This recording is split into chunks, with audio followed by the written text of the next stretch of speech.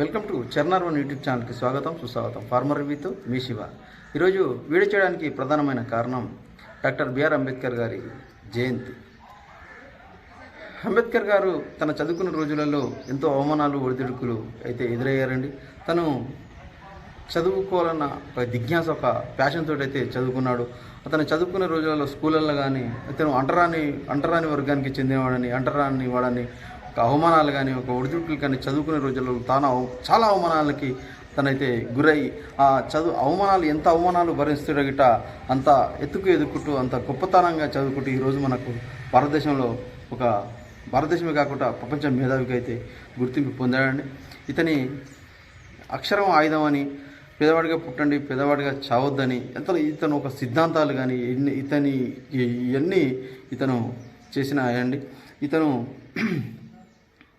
ఎంతో మందికి అంటే ఒక అత్యున్నత వర్గం వారు ఒక బలహీన వర్గాన్ని దూషించకుండా ఆ వర్గం చేతిలో కిలువమ్మ కావద్దన్న ఉద్దేశంతో ఇతను పడ్డ అవమానాలు కానీ ఒడిదుడుకులు కానీ ఇవన్నీ ఎదుర్కొని ఒక కసితోటి ప్రపంచ దేశాల రాజ్యాంగాలు చదివి మన భారతదేశానికి అయితే ఒక చక్కటి రాజ్యాంగాన్ని అయితే అందించాడు. ఆ రాజ్యాంగంలోని ప్రతి ఒక్కరి గిట్ట సమానత్వంగా, ఈక్వాలిటీకో హక్కులు కానీ, ఫండమెంటల్ రైట్స్ కానీ ఇవన్నిటి గురించి అయితే రచించి ఇతను ప్రతి ఒక్క వర్గం వారికి, అన్ని వర్గాల వారికి సమానంగా ఉండే విధంగా ఒక రాజ్యాంగాన్ని అయితే రచించాడు. కానీ భారతదేశం ప్రపంచం మొత్తం గుర్తించిన తర్వాత అంబేద్కర్ యొక్క గొప్పతనాన్ని భారతదేశం తర్వాత గుర్తించిందండి.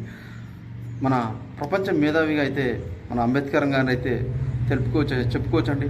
కానీ భారతదేశంలో కొంత అపోహ అయితే ఉన్నది.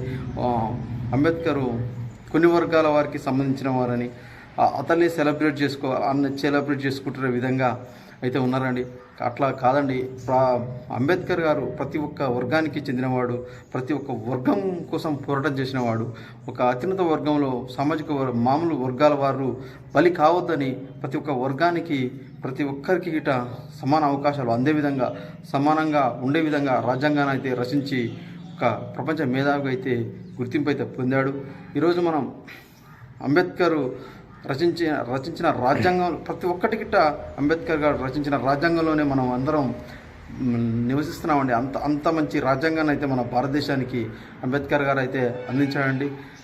అదేవిధంగా తను పడ్డ కష్టాలు, తను గురించి చాలా అయితే తెలుసుకోవాల్సిందే మనం అందరం కోరుకుంటున్నాం. మరొక విధంగా అంబేద్కర్ గారు ఏ ఒక్క కులానికి చెందినవాడు కాదండి. ప్రతి ఒక్క కులం వారు అతని జయంతిని కానీ, అతని వర్ధంతిని కానీ జరుపుకోవాలి.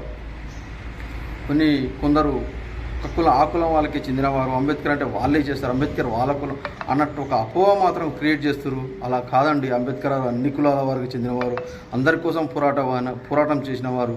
తను చేసిన పోరాటం కానీ, తను తిరిగిన దేశాలు తిరిగి ఎంతో రాజ్యాంగాలు చదివి ఒక గొప్ప రాజ్యాంగాన్ని భారతదేశానికి అందించారండి. అంత గొప్ప మేధావండి. తను ప్రపంచం మొత్తం తన గొప్పతనం గుర్తించిన తర్వాతనే మన భారతదేశం అతని గొప్పతనాన్ని గుర్తించిందండి. అది చాలా అవమానం అండి. ఏదేమైనా కానీ ఈరోజు ఏప్రిల్ 14 నా ఛానల్ ద్వారా అంబేద్కర్ గారికి జయంతి శుభాకాంక్షలు అయితే తెలుపుకుంటున్నానండి. మరొకసారి చెప్తున్నా, అంబేద్కర్ ఏ వర్గం వారికి చెందినవాడు కాదండి.